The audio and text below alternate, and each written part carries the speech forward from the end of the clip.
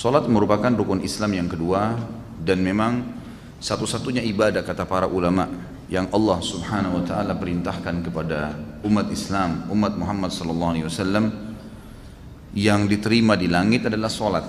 Sementara ibadah yang lain semuanya di bumi. Semulia apapun ibadah itu semuanya Jibril alaihissalam yang membawanya dari langit. Tapi salat Nabi sallallahu alaihi wasallam diundang secara khusus untuk datang ke langit.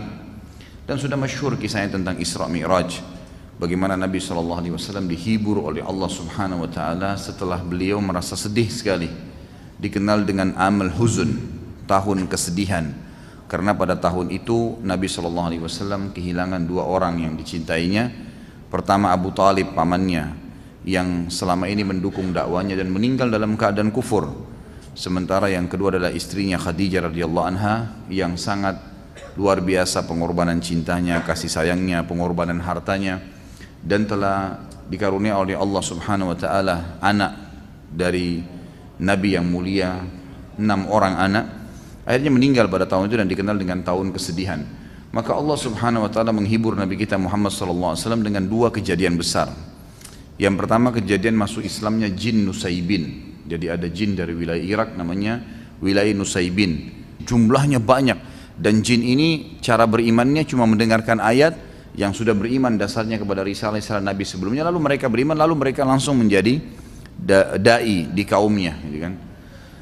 Kemudian yang kedua kejadian Isra Mi'raj, di mana Nabi SAW dinaikkan ke langit dan menerima perintah sholat. Tentu panjang lebar ceritanya.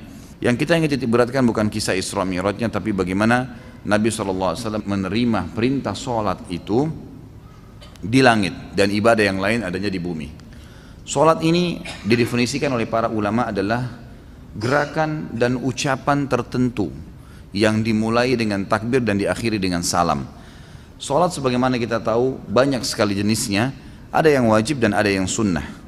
Kalau yang wajib dimulai dari yang paling afdal adalah 5 waktu salat, kemudian diikuti dengan salat Jumat, kemudian datang setelahnya solat-solat yang mendekati wajib atau lebih tepatnya fardu kifayah.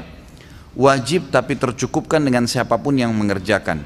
Misal kalau sudah ada segelintir muslimin yang kerjakan maka hukumnya sudah gugur. Tapi kalau tidak ada yang kerjakan maka sifatnya wajib. Seperti solat istisqa, minta turun hujan. Seperti solat gerhana, solat khusuf dan kusuf. Kemudian seperti solat jenazah. Ada yang sunnah sangat ditekankan, seperti sholat tahajud, sunnah mu'akkad namanya, tahajud, sholat duha, sunnah rawatib, sholat-sholat qabliyah dan ba'diyah.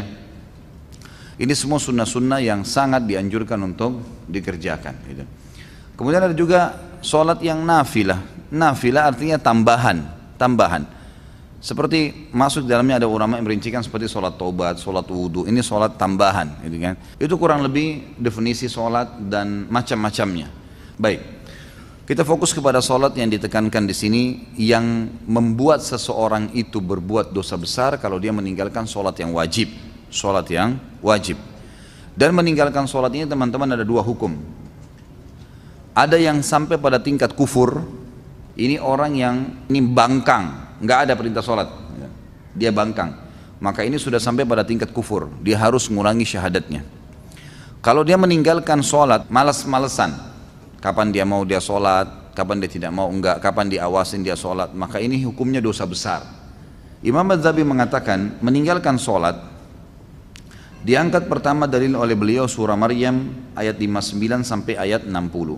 A'udzu billahi minasyaitonir rajim, fa khalafa min ba'dihim khalfun adha'us salata wattaba'us syahawat fasawfa yalqawna gayya illa man taba wa amana wa amila salihan fa ulaika yadkhuluna al-jannata wa la yudhlamuna syai'a.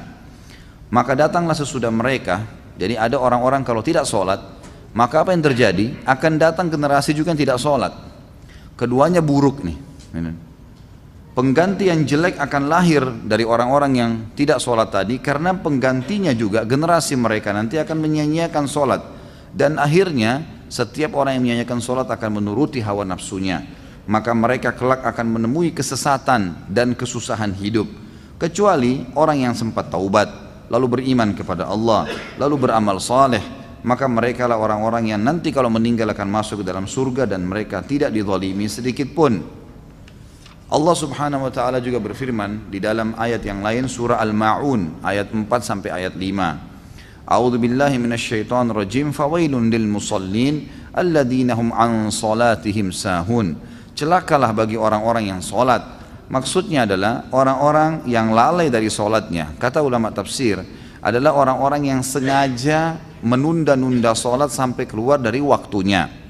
Ini masuk dalam ancaman. Atau orang yang sengaja malas mengerjakan sholat kecuali kalau dilihat oleh orang atau diawasi, maka masuk dalam ancaman surah Al-Ma'un tadi. Juga orang-orang yang tidak sholat kalau meninggal tidak sempat taubat, walaupun itu dia hanya malas-malesan, dipastikan akan masuk ke dalam neraka terlebih dahulu. Dalam surah Al-Muddathir ayat 42 sampai ayat 43 Allah Subhanahu wa taala berfirman di mana para malaikat penjaga neraka Sakar, ada neraka khusus untuk menyiksa orang-orang yang tidak sholat, namanya neraka Sakar. Dikatakan masalakakum fi Sakar qalu lam naku minal musallin. Para malaikat nanti akan bertanya kepada orang-orang yang masuk ke dalam api neraka tadi, apa yang membuat kalian masuk ke dalam neraka Sakar ini? Maka mereka sendiri menjawab mengatakan kami dahulu tidak termasuk orang-orang yang mengerjakan sholat.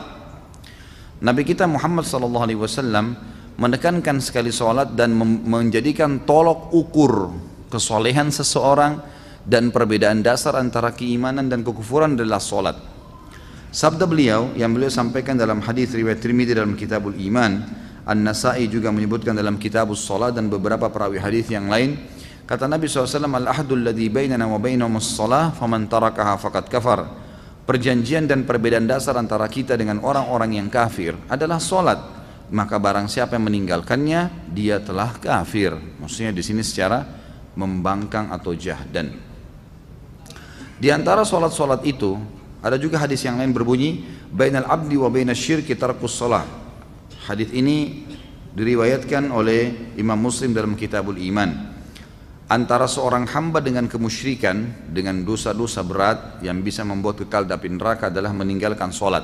Artinya orang yang rutin menjaga sholat, dia akan jauh dari kemusyrikan.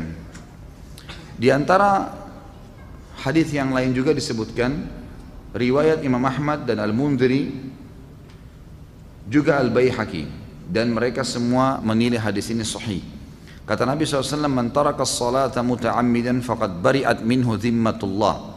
Barang siapa yang meninggalkan salat secara sengaja, maka sungguh dia telah mencabut jaminan Allah dari dirinya. Atau dalam makna lain, sungguh jaminan Allah agar dia bisa mendapatkan rezeki pada hari itu, selamat pada saat dia meninggal masuk ke dalam surga, tercabut karena tidak sholat lagi. Kemudian di antara sholat 5 waktu itu, sholat yang paling afdal adalah sholat asar. Sebagaimana Allah Subhanahu wa taala menyebutkan dalam Al-Qur'an, A'udzu billahi minasyaitonir rajim, hafidhu 'alas salawati was salatil wusta wa qumu lillahi qanitin. Jagalah selalu salat-salat kalian terutama yang diwajibkan, terutama ya, lagi ditekankan lagi salat yang pertengahan. Kata ulama pertengahan adalah asar, yang lebih kuat pendapat adalah asar karena waktu pagi itu dihitung subuh dan duhur, dan waktu petang dihitung maghrib dan isya, maka asar berada di tengah-tengah. Juga ada hadis Nabi SAW, hadis ini diriwayatkan oleh Imam Bukhari dalam kitab Manaqibus Shalah. Kata Nabi SAW, man fatathu salatul asri habita amalu. Barang siapa yang luput melaksanakan sholat asar, maka dalam bentuk pengingkarannya, memang dia tidak mau sama sekali mengerjakannya, maka amal ibadahnya yang lain akan dihapus atau gugur, akan menggugurkan semua ibadah dia yang lain.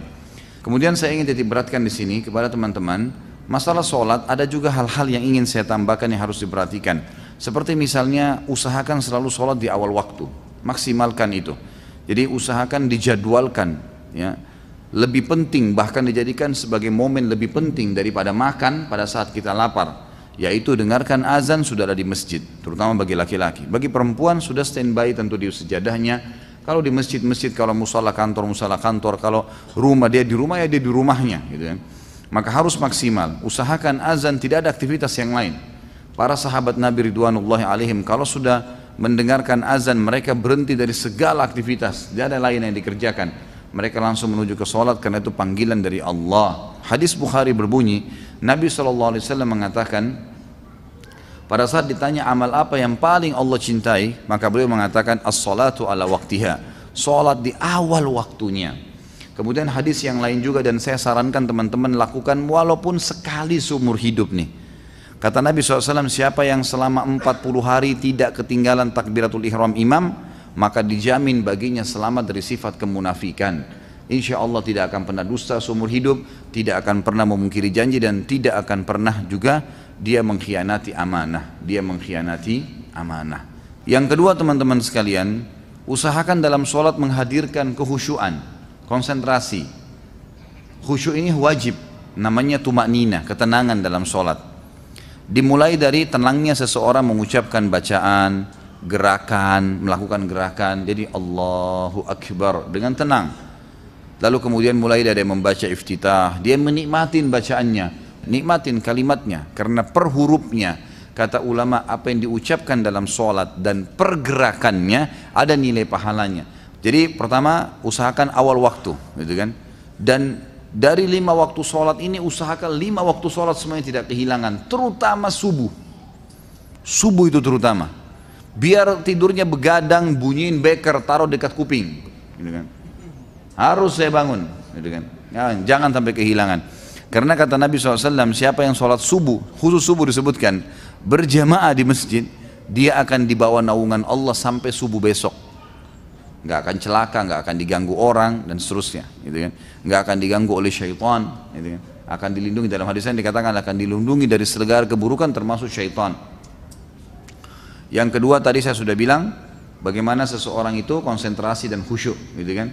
Yang ketiga, melakukan gerakan sholat secara khusus. Kita bahas masalah gerakan sholat sesuai dengan ajaran Nabi SAW. Jadi jangan sampai gerakan sholatnya salah, gitu kan.